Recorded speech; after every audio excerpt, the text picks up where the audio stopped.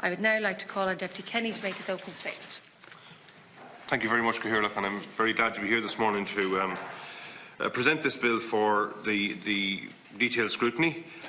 First of all, when I got elected, I promised the people of my constituency to address their needs in the Oireachtas. The issue of depopulation, decreasing population in the North West is a long-term and insidious blight on our own county of Leitrim and in other parts of the region as well. There are many reasons for this. We need jobs, we need infrastructure, we need transport, but we also need to fight to keep what we already have and to hold what we have. This bill is designed to tackle a situation where young families who want to stay in rural Ireland but who cannot get planning permission to build their homes there. The problem lies in the nature of soil in the parts of the region and in parts of the southwest and in other parts of the country, but it's particularly bad in Leitrim and in West Cavan and in areas like that where we have very dense soil. In these areas, the present code of practice from the Environmental Protection Agency has virtually halted construction of one-off dwellings in areas with heavy soil. The nature of the soil means the standard T-test, the percolation test, will not be passed. Therefore, there must be a zero discharge according to the EPA code of practice, no matter how efficient the wastewater systems are. The achievement of zero discharge is impossible in these areas, and particularly in the climate that we have. But it is possible in this day and age to install a system which will mean that the wastewater produced will be to a bathing water standard. This amendment to the Local Government Water Pollution Act 1977 will allow the Minister to design and regulate a discharge licence, which would be issued by local authorities for one-off houses where the percolation test fails. The Government has acknowledged that rural Ireland needs rehabilitation after years of neglect and austerity. In my own area, I can instance dozens of young families who, for the refusal of planning permission, have not been able to settle in their home place where they want to live for the rest of their lives. If discharge licences of this nature were granted in an appropriate and proportionate way, there is no danger to the environment from this amendment. I truly believe that it is a good move for rural Ireland, and I propose this amendment in that spirit. Just to briefly, if you like, talk about where this came from and how we come to this situation. For many years in Leitrim, we've had this problem. We've had a problem particularly of very dense soil and of being able to get planning permission in those circumstances, even before the new EPA guidelines. And throughout much of that time, the Council has tried to develop alternative ways of doing it. And for many, many years, probably for the past 20 years, almost all places where planning permission was being sought, they had to use mechanical treatment systems. And usually they had to go to a percolation area which would be of imported topsoil or a raised percolation. So this type of situation is something that the Council was trying to deal with long before the more stringent, if you like, code of practice came in. Now, one of the things that a lot of people in rural areas would be conscious of is that there is this mindset, a sort of that it's almost like someone described it to me as like an animal farm type mindset, you know, all two legs bad and all four legs good, that all houses that are in clusters are good and all houses that are on their own are bad. And I think that kind of mindset doesn't recognise the reality of the world we live in and is a closed mindset, and we need to open that up. There are hundreds of parishes around the country where there are no towns, where there is just people living in isolated rural communities. My own parish in Ahavas in County Leitrim is similar to that. There's about 600 people living scattered in houses around the countryside. There's no town, there's no village. Yet we have a small 3-teacher school which, for the last 10 years, there's been practically no new houses built in the community, and there are at least a dozen families, a dozen young people who would like to come and live in the area, but they can't get planning permission to do so. And that school is now going to be a 2-teacher school next September, and probably within the next 10 years we'll see that school close. It's similar in another parish beside me in Drumreilly, it's similar in Gortletzer, the other parish on the other side of it. And that's all over small rural areas in County Leitrim. People say, can't they go and live in the town? The nearest town is 7 or 8 miles away.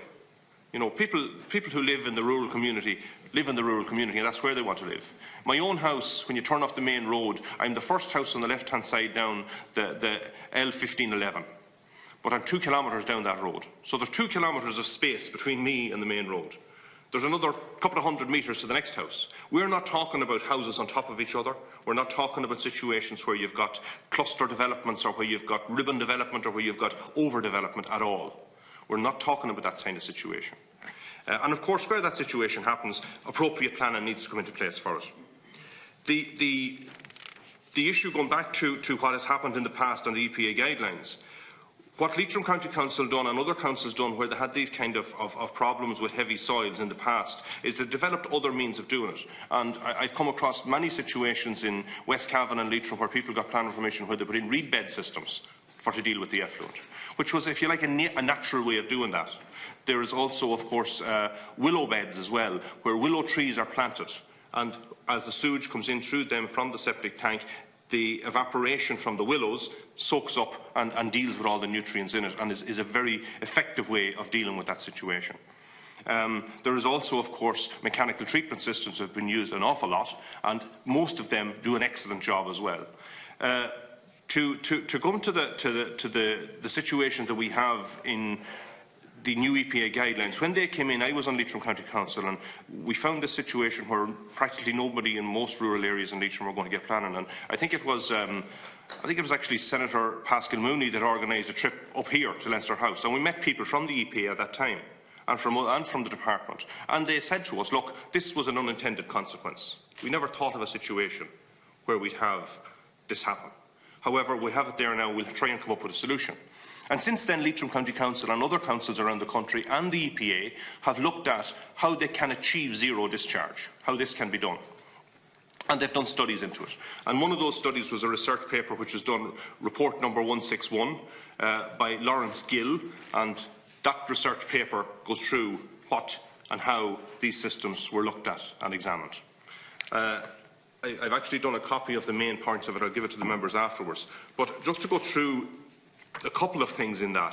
First of all, the evaporation, it's a longer word, it's evapotranspiration systems, or ET systems for short, is what they call them.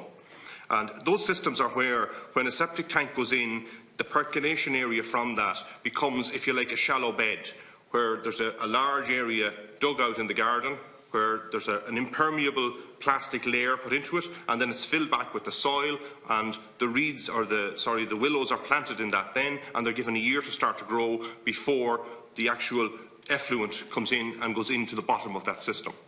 They work extremely well. In fact, in the system, they show that the evaporation from them, and it's in the conclusions of it, that the system using willow trees are unlikely to act as a zero discharge system. And that's the problem we've got here, is the zero discharge. But the question I ask is, why does zero discharge the issue? The zero discharge was put in place to achieve zero effect. That's what we want to do. We want to get a zero effect, that it will not have any impact on the environment. The system that has been developed by the ET system, and it states also in the conclusion of the report, that it does promote excellent pollutant attenuation, and they significantly reduce the net discharge to the environment, and so should be considered as a viable passive treatment. The conclusion also states this would require a change to the current consent procedures to allow for such a controlled discharge to surface water. So, in other words, the conclusion of the report done by the EPA states that the Willow ET system produces an effluent which is of similar quality to the effluent that comes from a system that has no sewage discharge going into it. So they found that it had zero effect. And if it has zero effect, the point I would raise is that we then need to look at why we have a zero discharge rule. So it is in that context that I presented this bill. In fairness, Leitrim County Council have also done more work on the ET system since then, and are continuing to do that work, and have a pilot scheme in place where they're looking at minimising the amount of rainfall that was going into the system, because they found that they could achieve zero discharge for most of the year, but only in the winter time when you had heavy rainfall, and it was really the rain that was going out the other side of it rather than any pollutant effluent. So they're talking about building the willow beds and sloping it off so that as little rain as possible gets into it, to try and achieve zero discharge. My argument is, and I think it's a logical argument, that if we have zero effect, we have the same impact as zero discharge. If you take water from the river and you put it in a 40-gallon barrel and you kept it until night and you put it back into the river again, it's having a zero effect on it. And that's exactly what this does. It has a zero effect. So the bill, and I know there has been some issues raised by the Department in regard to the bill, and I went through that and looked at it, and one of the issues that has been raised about the bill is that it would appear that it would suggest that the local authority must issue a licence under Section 4. Now, I went through the bill and I can't find the word must anywhere in it. What the bill states is that, notwithstanding the generality of the foregoing, nothing in this section shall prevent the water system services from issuing a licence. So there's nothing to prevent, doesn't mean you must. Similarly, it says that the Minister shall introduce regulations to provide for the application for a wastewater treatment system. So he shall introduce regulations to do it, but he still isn't insisting that it must happen.